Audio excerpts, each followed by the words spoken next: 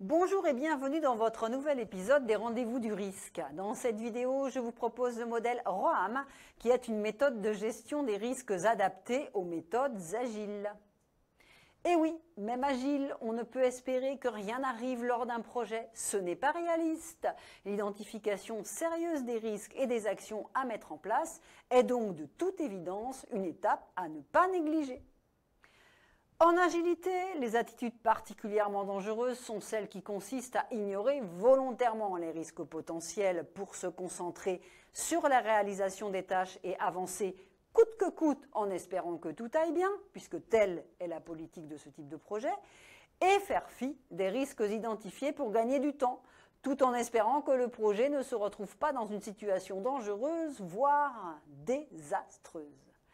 Cataloguer les risques d'un projet pour les identifier plus facilement, ainsi que les actions préventives et correctrices à mettre en place, quelle catégorie de risques peut-on identifier pour un projet?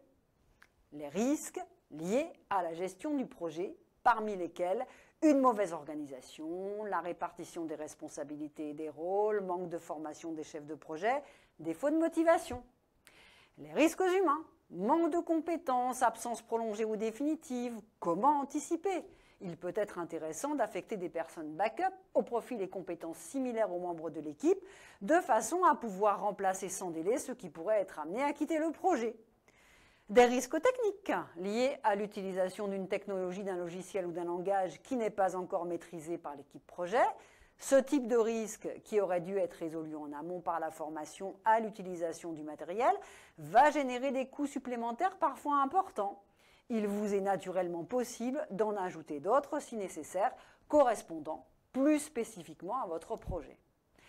Les risques juridiques avec des co-contractants, sous-traitants et fournisseurs, notamment en termes de non-respect de délais de contrat, et les gros risques liés au délai, on identifie là des risques de dérapage du planning de réalisation.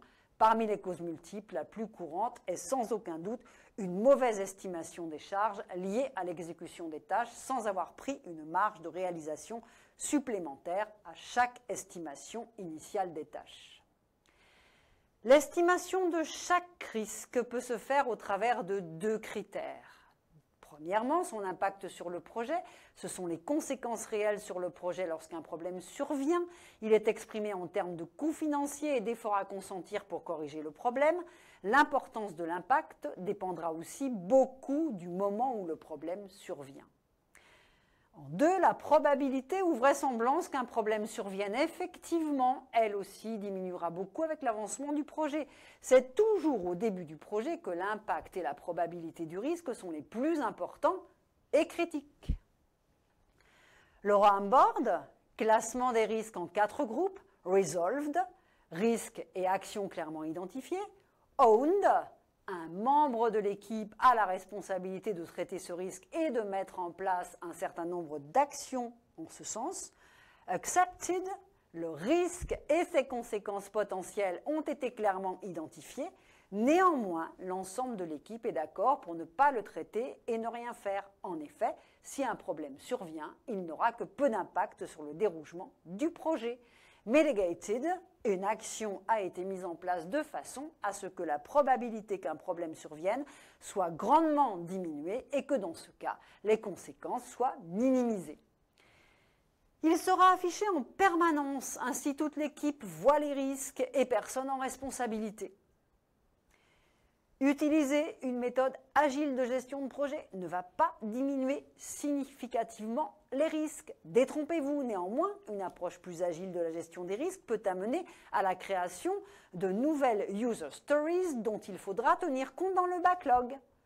La méthode ROAM, notamment, permet de diminuer les chances de voir ces risques se concrétiser et surtout de mieux les traiter. Un outil numérique collaboratif est intéressant pour la gestion des risques d'un projet agile. Un projet agile n'est pas exempt de risques. Il est capital de mener en amont du projet une réflexion sur le projet et les risques éventuels et les solutions possibles à mettre en place. Il faut aussi bien communiquer à l'équipe sur le projet et bien sûr ses risques.